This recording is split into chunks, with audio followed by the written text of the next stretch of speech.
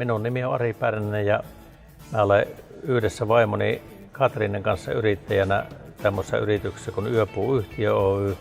Meillä on Jyväskylän ydinkeskustassa 2 hotellia, hotelli Yöpuu ja hotelli Verso ja aika tunnettu ravintola Pöllövaari.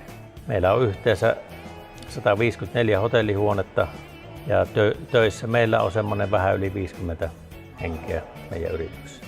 Me ollaan nyt hotelli Verson Sillamu Aami- ja ravintolan parvella, missä tätä juttutuokiota pidetään. No, tietoakselin yhteistyö, en nyt edes tullut tarkistaneeksi sitä miten kauan, mutta jos mä nyt muistelisin, niin olisiko ollut noin 7 vuotta tehty yhteistyötä. He hoitaa meidän koko taloushallinnon ja palkanlaskennan. Se ensimmäinen kriteeri oli, että yritys on paikallinen ja päästään suoraan niin kuin yrittäjän kanssa keskustelemaan. Tietoakselista oli hyvä käsitys jo silloin olemassa ja näissä keskusteluissa sitten se vaan vahvistui. Me ollaan oltu tosi tyytyväisiä Tietoakselin toimintaan ylipäätään ja asiakaspalvelu on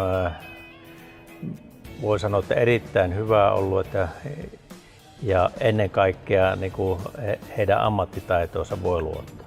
No, itse voin kyllä varauksetta suositella, että pystyvät varmasti hoitamaan kyllä kaiken kokoiset yritykset kokonaisuutena. Kyllä mä sanoisin, että meillä on mennyt niin kuin asiat on mennyt asiantuntevasti ja rivakasti eteenpäin ja tämmöinen avoin ja luottamukseen perustuva ilmapiiri on ollut heidän kanssaan.